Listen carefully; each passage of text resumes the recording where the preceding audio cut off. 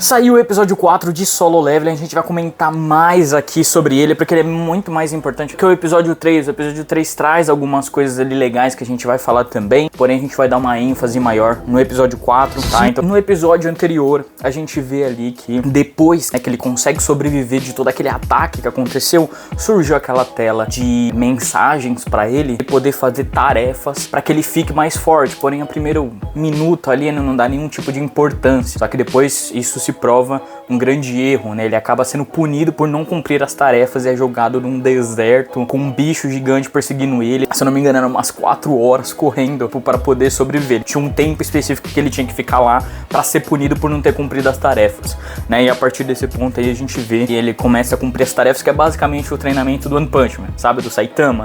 É uma baita de uma homenagem do Saitama. E também a gente descobre ali no episódio que existem pessoas que renascem com um level diferente. Então, em determinado momento que acontece uma coisa muito absurda ali com a pessoa, provavelmente é uma sensação de quase morte ali, de determinada luta que ele tá passando, ele pode acabar tendo um novo renascer. Então, o level dele ser trocado. Por exemplo, se o cara é um level B, ele passa por isso, ele tem a possibilidade de subir para um level A ou para um level S, né? E a mesma coisa dos outros, é um C, ele pode subir para B, ele pode subir para A e assim por diante, né? Só que o nosso protagonista, ele continua com os mesmos 10 de força, né? Basicamente o cara mais fraco do mundo.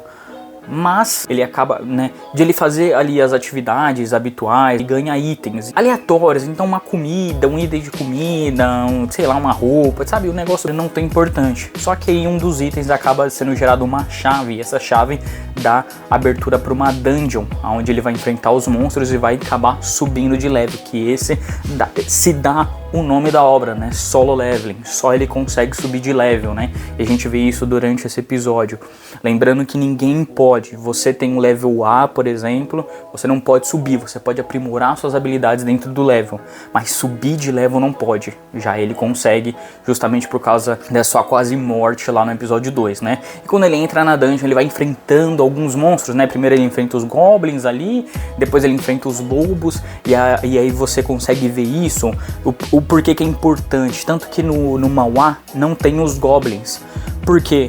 Porque você consegue ver a diferença de força que o personagem está tendo depois do treinamento. Então lá no primeiro episódio ele mal conseguia lutar contra um Goblin. Aqui ele lutava acho que contra uns 2, 3. E ele consegue dar muito bem contra eles. Depois vem esse lobo que ele é mais ágil, mais forte. Então ele tem que, né, saber como lidar. E depois de ter enfrentado os Goblins que são nível 1, por exemplo, você está enfrentando os lobos agora que são nível 2. Né? Então você percebe que o personagem principal tá evoluindo, né? As cenas de ação, por sinal, estão muito boas. O Sawano continua fazendo a trilha sonora ser maravilhosa também. Cara, esse maluco é mágico na trilha sonora, cara. E é muito importante para dar um gás maior na cena, né? E depois ali dele lutar contra o lobo e tudo mais, ele conseguiu matar um ou outro, né? Ele acaba deixando um ali escapar, porque ele pensa que tá com medo. Ele recebe os itens das batalhas, então pelo Goblin, pelo lobo ter morrido, ele vai recebendo itens. Ele percebe que o nível dele tá aumentando, ele tá ganhando pontos para que ele possa distribuir nas forças dele.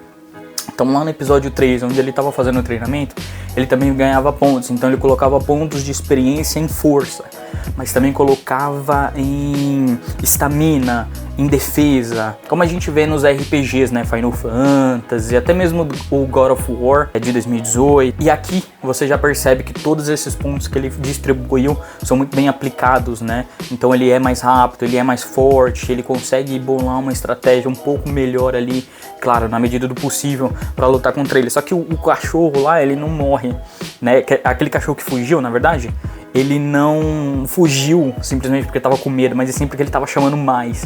Então tem uma horda desses lobos, né, desses cachorros aí com a mandíbula de ferro para enfrentar, né, o nosso Jinru, né, eu não sei como pronunciar esses nomes coreanos, né, que por sinal, uma curiosidade, né, no resto do mundo eles estão usando os nomes coreanos, os nomes originais. Lá no Japão eles estão usando os nomes japoneses mesmo. Então isso é uma coisa muito legal e muito difícil de fazer, porque pensa, o dublador vai ter que dublar 2 vezes a mesma cena, como por exemplo o que aconteceu com Tower of God, e as diferenças na dublagem com a legenda passava o original e o outro não. Então, para não acontecer essa confusão, né, e esse mal-estar dos coreanos com os japoneses, que eles não se dão bem já, eles fizeram essa dublagem. E depois de ele enfrentar todos aqueles cachorros, eles pegaram todos aqueles itens e ele vai mais para baixo ali na dungeon onde ele tá, para enfrentar o boss. O boss é uma cobra gigantesca. E a luta no Manhwa, ela é muito boa. Mas na animação, com trilha sonora, com a animação ali, a cobra vindo, eu acho que tem sim CGI ali, mas ele tá tão bem colocado, é tão bonito que não fica estranho. Também as imagens, mas a imagem ali da cobra e ele ali na luta, sensacional, muito bonito para deixar de tela de fundo do desktop, né? Maravilhoso. Eles fizeram uma boa luta e um bom final boss para ele, né? Principalmente porque ele ali, durante a luta toda, tá remoendo aquilo que todos falaram a vida dele inteiro, que ele era o mais baixo de todos, o nível mais baixo, que ele era o merda, que não sei o que.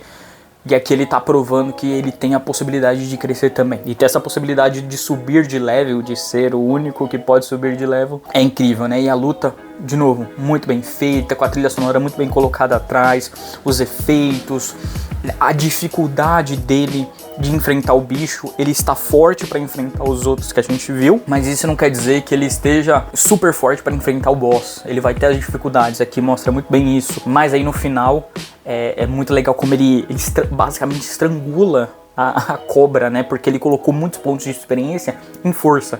Então, tipo, ele usando talvez a espada ali como técnica, deve ter algum atributo desse ali, talvez a força dele seja um pouco menor, mas em força bruta ele já tá mais forte.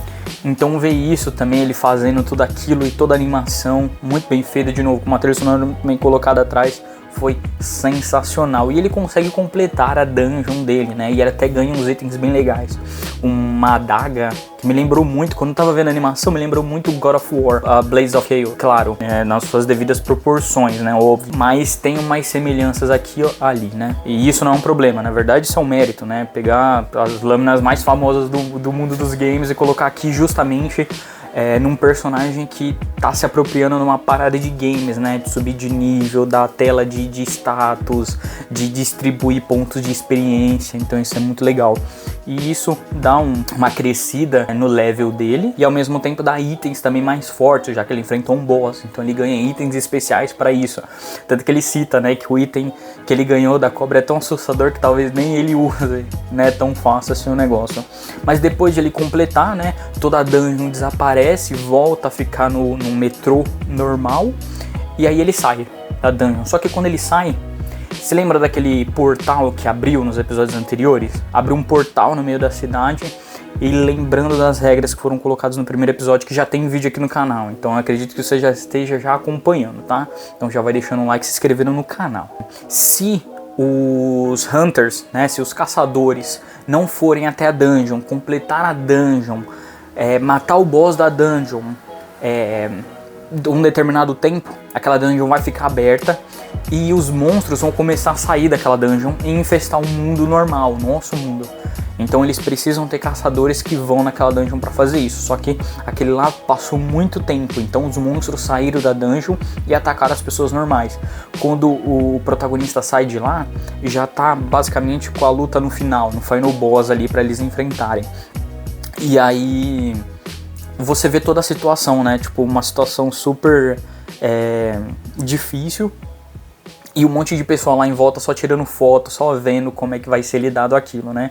É a vida humana, são os humanos, né? Tá vendo o cara se quebrar todo no chão, mas tá lá tirando foto, gravando pra postar depois. Mostra também um pouco do respeito que os próprios guardas têm com os caçadores, né? Quando ele sai ali da dungeon, o cara já vai reclamar com ele, aí ele percebe, não, esse cara é um caçador, eu vou, né, tratar direito, uma outra pegada. E aí a gente vê toda a luta lá do boss, que também tava muito bonita, mas foi muito mais pra mostrar o ponto que o protagonista tá de força agora. Então, enquanto todo mundo tava lá se quebrando, se matando pra poder, sei lá, baixar a defesa do boss, E por sinal, tava aquela menina lá dos primeiros episódios, que é a menina de cura, só que ela ainda tá, né, com aquela coisa da cabeça, né? Já se passaram uma semana depois daquilo que aconteceu, né, no episódio 1 e 2, mas ela ainda tá com aquilo na cabeça, né? A curandeira lá que tem o poder de curar. Mas essa cena só serve pra mostrar o quão forte tá o protagonista. Tanto que ele pega aquela espada quebrada que ele tava lutando contra a cobra e ele joga no monstro, a defesa do monstro cai de uma vez só e aí sim o pessoal consegue atacar e matar o boss. Tanto que um dos caras lá fala, mano, não foi a gente que fez isso, quem que fez? Aí ele vê a espada lá quebrada e fala, cara, quem jogou essa espada? Salvou todo mundo aqui, porque tipo, precisa de uma força muito, muito forte pra fazer isso, porque o boss tava muito difícil. Aí depois mostra, né, o braço dele todo definido. Ah, uma coisa muito legal, que no manhwa não dá, obviamente, pra perceber isso, porque não tem som, né, a gente que lê a parada, mas aqui a voz dele tá mudando. No começo, uma voz mais, não infantil, mas uma voz mais suave, né, mais calma. Agora não, agora ele tá com uma voz mais grossa, mais imponente, quer dizer, tá crescendo isso, né? Ao longo, provavelmente, quando terminar esse anime, ele já vai estar com uma voz muito mais imponente, principalmente quando ele tiver com o cabelo da forma diferente e tudo mais. Lembrando que Solo Leveling não é conhecido pelo começo incrivelmente incrível, tá? Eu acho que Solo Leveling me pegou mesmo na primeira raid que ele faz, né? No primeiro portal que ele entra, de fato ali, que eu acho que é no mundo da neve lá, que era neve e tudo mais. Ali me pegou, porque ali você já vê o protagonista mais avançado dentro dos níveis, sabendo usar melhor os poderes dele, sabendo as limitações, sabendo o que ele pode fazer, o que ele pode arriscar. Aí sim, fica mais interessante. Mas eu quero muito saber a opinião de vocês, se vocês gostaram desses episódios, principalmente do quarto, que eu acho que é o mais importante aí, pra saber a opinião de vocês, tá? Comenta. Muito obrigado por ter assistido, até o próximo vídeo. Tchau.